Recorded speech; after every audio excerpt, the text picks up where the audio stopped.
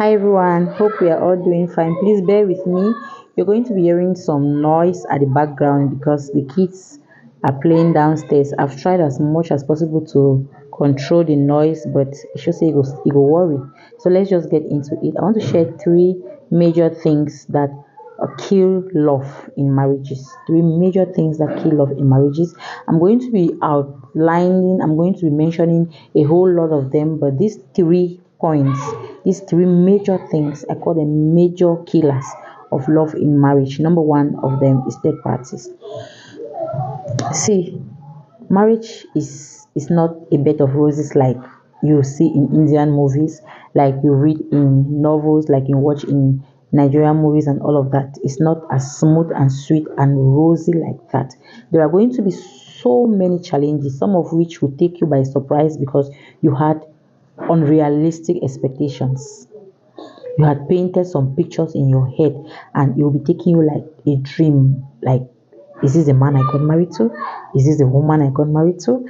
But those things are things that you can handle with communication by just talking and having a decent conversation about it, an honest conversation about it, and talk about it and trash those things out. When you start carrying issues in your marriage to third parties, probably your mother-in-law, father-in-law, your sisters, your in-laws, your friends, when third parties get involved in marital issues, it gets so complicated.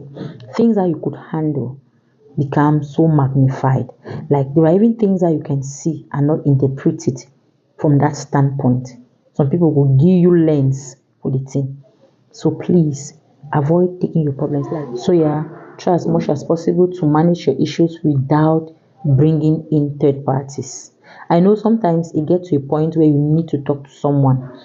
If possible, talk to a marriage counselor. Mm-hmm. We must not wait till things go worse before we start thinking the option of getting a counselor involved. Yeah, if you see that thing is what you two cannot handle, talk to a marriage counselor, talk to a professional. I'm here to help you. You can just DM, send me a message, and I'll help. Yeah. The next thing is money, finances, I think cap. Money kills love in marriages. This one is a major killer of love in marriages.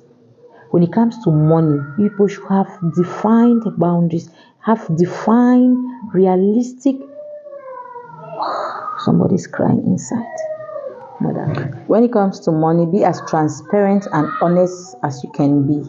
Because if you check the rate of divorce, about 50% of it has to do with money. So please, money matters are things to be taken very seriously.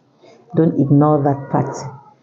Yeah, if you're planning to get married, have a discussion about how you plan to manage your finances in your home. It's very important. Very important. Yes, the third and major one I'm going to talk about is sex. People get married and they just decide to slow down on a lot of things. Now, while you were dating, you all were so much into each other. You were doing it and enjoying it. I don't know if it's a responsibility of marriage and a lot of things, but if there is lack of sex in marriage, that marriage will die. Honestly, that marriage will not survive. Try as much as possible to keep intimacy no matter what. I know childbearing, when kids start coming, the responsibilities increase. Now the mothers start focusing more on the children, the fathers start focusing more on the bills that are waiting for them at the end of the month and everything. And so it takes down the time for you to even start thinking about that. But you have to be deliberate and intentional about it. Else, that is one thing that will be slowly, you gradually be killing your marriage. And before you know it, you are becoming bitter. There is tension, there is pressure in the house, and you cannot figure out what exactly is happening.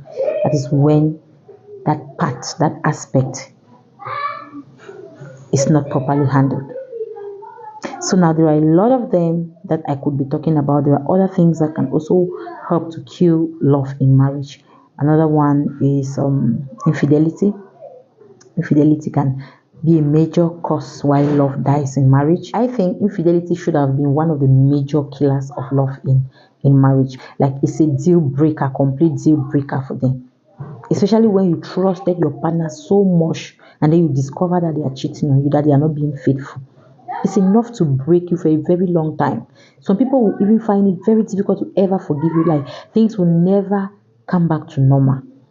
So no matter what you're going through, if you're not enjoying it with your partner, if there is anything that is a problem, feel free enough to open up, talk about it, have a discussion about it.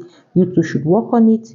If you need to increase it, increase the number of times you are intimate with each other. I have kids around. I don't want to be using that word a lot. Yeah.